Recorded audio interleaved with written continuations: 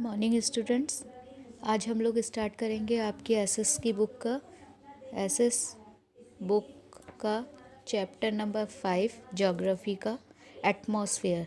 The page number is 141। चलिए start करते हैं हमारे चैप्टर के लर्निंग आउटकम से। तो इसमें क्या क्या चीज़ें हम पढ़ेंगे? Composition of atmosphere, importance of atmospheric gases and structures of atmosphere. ठीक है, चलिए इंट्रोड्यूस करते हैं हमारे इंट्रोडक्शन से। Earth is surrounded by a thick blanket of air called atmosphere. Atmosphere किसे कहते हैं?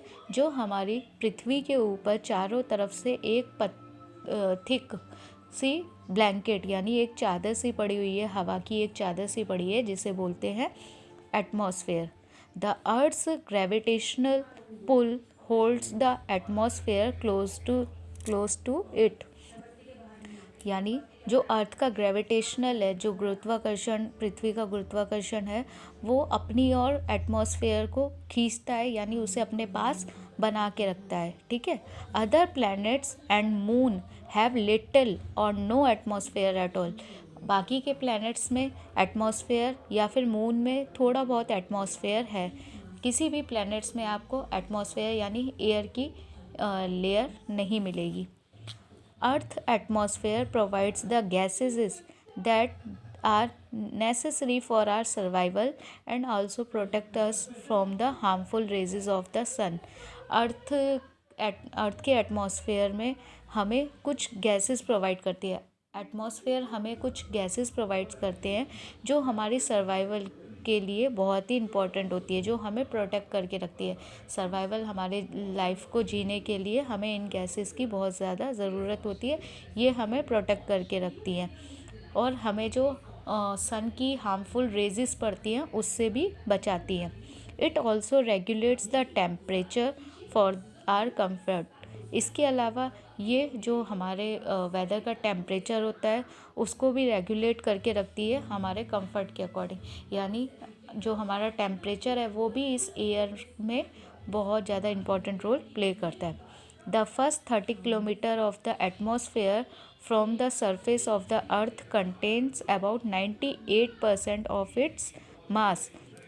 यानी जो हम एटमॉस्फेयर में स्टार्टिंग 30 किलोमीटर की बात करते हैं सरफेस एरिया की, वो 98% मास से जुड़ा हुआ है। As the altitude increase the atmospheric pressure decrease. इसके बाद जैसे जैसे हम ऊपर की ओर जाते हैं, जो हमारा एटमॉस्फेयर है यानी जो हमारे एटमॉस्फेयर में गैसेस है वो धीरे धीरे डिक्रीज़ होने लगती है, कम होने लगती है। एटमॉस्फेरिक प्रेशर जो है वो कम होने लगता है।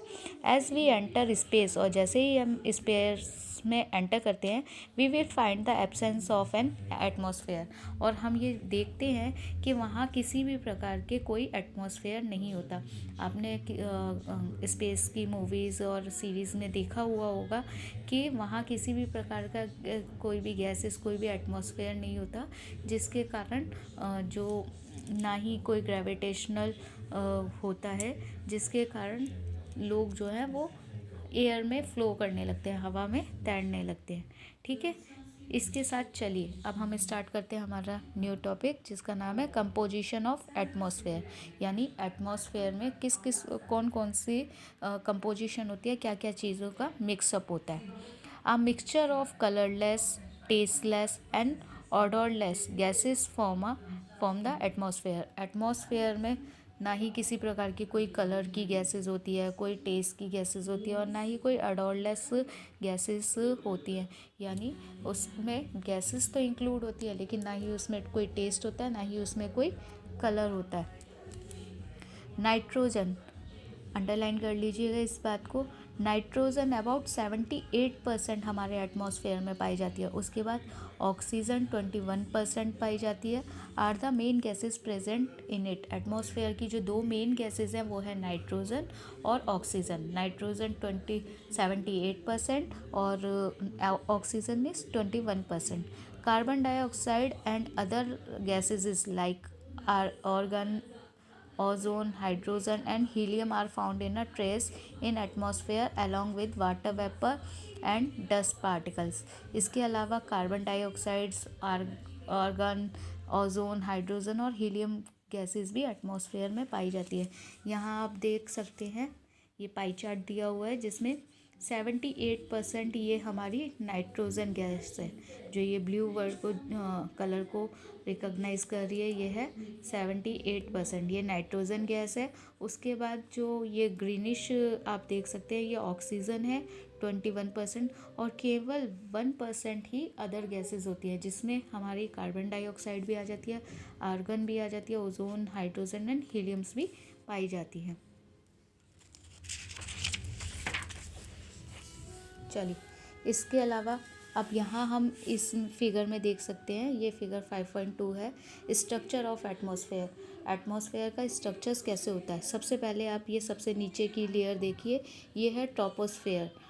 ये केवल हमारे अर्थ से 10 किलोमीटर की रेंज में होती है। इसमें सभी क्लाउड्स पाए जाते हैं, आपके वेदर भी सब इसी में से चेक किया जाता है।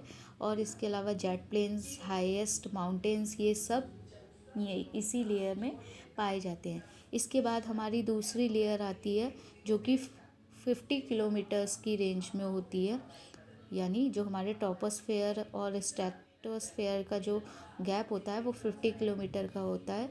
और इसमें आपके जितने भी एरोप्लेन्स वगैरह हैं वो सब इसी लेयर में उड़ाए जाते हैं। ओजोन लेयर भी यहीं पर ही आती है।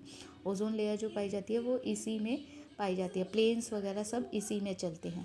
इसके बाद हमारा 50 से लेकर 85 तक की जो रेंज आती है वो होती है मेसोस्फेयर। मेसोस्फेयर में जितने भी ये हमारे हॉट एयर बलून्स वगैरह जो उड़ते हैं, वेदर बलून्स वगैरह होते हैं, ये सब मेसोस्फेयर में पाए जाते हैं। ठीक है। इसके बाद 85 से लेकर 450 किलोमीटर की रेंज में आती है ये हमारी थर्मोस्फेयर। थर्मोस्फेयर वो जहाँ पर स्पेस होता है, कहते हैं ना कि सैटेलाइट्स हैं हमारे जितनी भी, और ये जितने भी मेटोरस होते हैं वो सब चीज़ें हमारी थर्मोस्फेयर में पाए जाते हैं। इसके बाद हमारी लास्ट लेयर जो आती है वो है एग्जोस्फेयर। एग्जोस्फेयर जिसमें रॉकेट्स उड़ाए जाते हैं। स्पेस एरिया सारा हमारा इसमें थर्मोस्फेयर में आता है, और उसके अलावा जितने भी रॉकेट्स वगैरह होते हैं वो सब हमारे एक्सोस्फेयर में पाए जाते हैं।